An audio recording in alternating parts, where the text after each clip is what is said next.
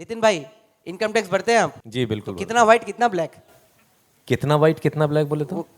Income का कुछ हिस्सा हम व्हाइट में इनकम टैक्स दिखाते हैं, कुछ हम भरते नहीं है, कच्चे में 2 नंबर में होता नहीं है। होता था ना, पहले होता था, हाँ 2 नंबर में हो जाता था। अभी तो जब ये वो यूपीआई उठा के दिखा रही है तो क्या 2 नंबर करा भैया, सब तो 1 नंबर कर दिया आपने। यही मेरा प्रश्न है, चारों पैनलिस्ट को मैं पूछना चाहूंगा, केवल 30 सेकेंड्स 1 मिनट का इंटरजेक्शन। मैं यहाँ पर एक छोटा सा पर्सनल एनेक्डोट बताऊंगी। जब से मैंने पीएचडी कंप्लीट करी और कमाना शुरू करा, तब से इनकम टैक्स भी कुछ दुनिया में होता है मुझे ये पता चला और जानकर बहुत दुख हुआ।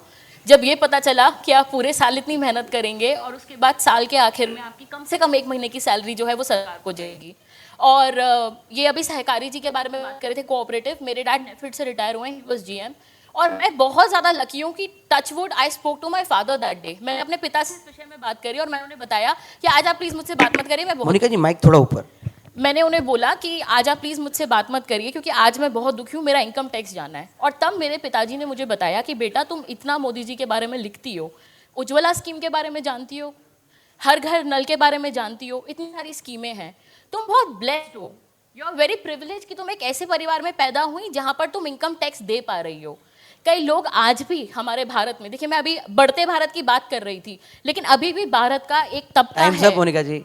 ओके, तो I think if my tax, I'll just sum up it in one sentence, if my tax is able to give Ujjwala gas connection to even one single housewife, I think that completely justifies my income tax. जो आप tax की बात कर रहे हैं, मतलब मैं आपको बताता हूँ, एक बार ये 5-6 साल पहले की बात है, जब मैं कोई प्रॉपर्टी के बारे में हम लोग एक्वायर करने जा रहे थे, तो हमने पूछा कि भाई पेमेंट कैसे लोगे, तो उसने बोला भैया 60% मोदी और 40% गांधी। आज वो पेमेंट 100% मोदी पे होता है, तो आप समझ लीजिए ये डिफरेंस है। और सेकेंडली, आज के डेट में जैसे मैंने आपको बताया भी था कि पहले 17,000 रुपया जो आदमी महीने का कमाता था उसके ऊपर टैक्स लगता था। आज वही आदमी 60,000 62,000 रुपया कमाता है महीने का और उसको कोई टैक्स नहीं देना है। इनफैक्ट अभी ये जो स्लैब्स, नई रजाइम में जो स्लैब्स आए हैं, 7.5 लाख हो गए हैं अप्रॉक्सीमेटली स्टैंडर्ड डिडक्शन लेकर के, तो बेसिकली 1.5 करोड़ टैक्स पेयर जो 2021-22 में थे और जो अभी देंगे, वो निकल चुके हैं टैक्स नेट से। They have gone out, they just have to file a zero tax return और they have to reclaim their आपके टीडीएस जो उन्होंने भरा है, उनसे उनका कटा है, उनको वो रिक्लेम करने के लिए वो टैक्स फाइल करेंगे। तो आप सोच लीजिए इतना बड़ा चेंज आ गया है कि टैक्स नेट इंक्रीज भी हुआ है, लेकिन बहुत सारे लोग टैक्स नेट से निकल गए हैं और सिर्फ मात्र 2 करोड़ 2.5 करोड़ लोग टैक्स भरते हैं, जो मतलब टीडीएस भरने के बाद भी, कटने के बाद भी, आज भी वो 2-2.5 करोड़ ही टैक्स है, मतलब उनके ऊपर ही पूरा बोझ है। आम जनता के ऊपर डायरेक्ट टैक्स का कोई बोझ नहीं है। Thank you. मैंने 1996 में जब सीए का ट्रेनिंग चालू किया, तब हम लोग क्लाइंट को फ़ोन करते थे और पूछते थे कि आपको कितना टैक्स भरना है, और क्लाइंट बोलता था 100 रुपया भर दो, और हम बोलेंगे नहीं 1000 रुपया भरो ना। वहाँ से काम चालू होता था, रिवर्स में काम होता था कि आपको टैक्स भरना है, उसके हिसाब से हम प्रॉफिट दिखाएंगे।